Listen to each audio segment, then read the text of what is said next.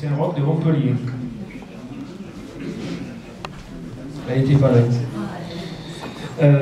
Donc elle est née à la clinique Saint-Roch de Montpellier, nous dit-elle, comme un grand nombre d'enfants à cette époque, et encore maintenant. Elle exerce un des plus beaux métiers qui soit, celui de construire pour les autres, architecte. Sa mère, Danielle Corp, qui a été intronisée il y a un petit moment, et qui est née dans le quartier de la Pompinade en 1946, chemin de Josserand, qui est devenu de nos jours la rue de la Vieille Poste.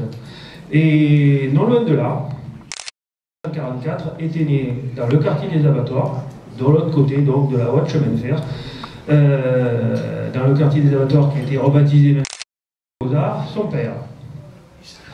Alors du côté maternel, dans la même maison, on comptait les arrière-grands-parents, la grand-mère, née aussi à Montpellier, et la maman.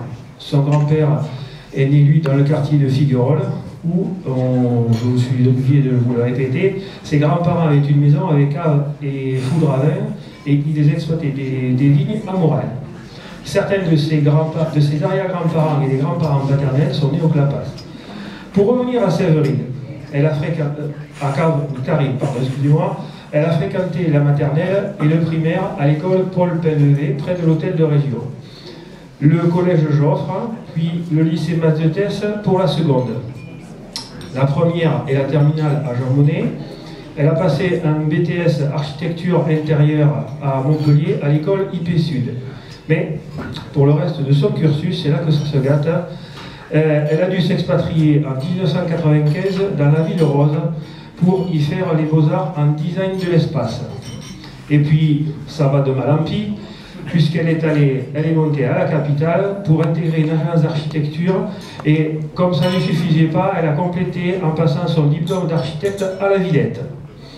En 2009, Montpellier lui manque, elle revient, où elle crée une agence d'architecture et d'urbanisme qui se trouve avenue de la Justice de Castelnau. Bon, ça c'est un petit peu de publicité pour elle. Et elle crée cette agence avec son compagnon, qui est aussi architecte. Mais il y a une petite ombre au tableau, il est gardois. Non? Il est bulgare. Bon.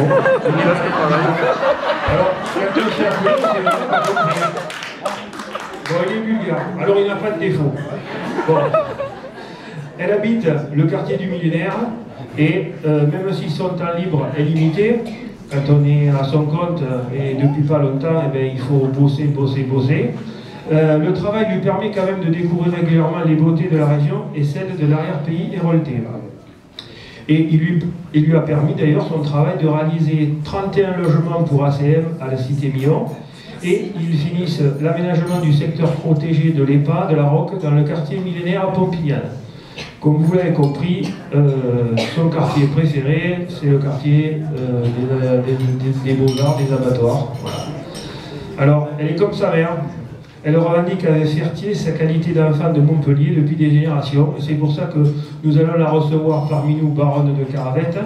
Je vais lui remettre le diplôme de consul, le diplôme de baron, pardon, et je vais la ceindre de la médaille des consuls, qui n'est autre que la médaille du consulat du Moyen-Âge.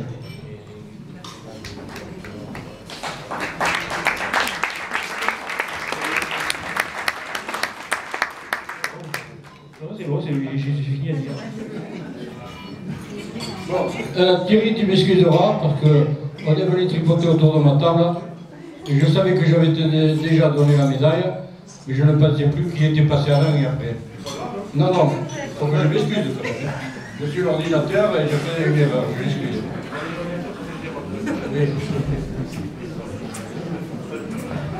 Bon, maintenant, normalement, nous avions, comme je vous ai dit, M. Bosnière-Bastien, qui devait être autorisé aujourd'hui. Et c'était Mme Francine.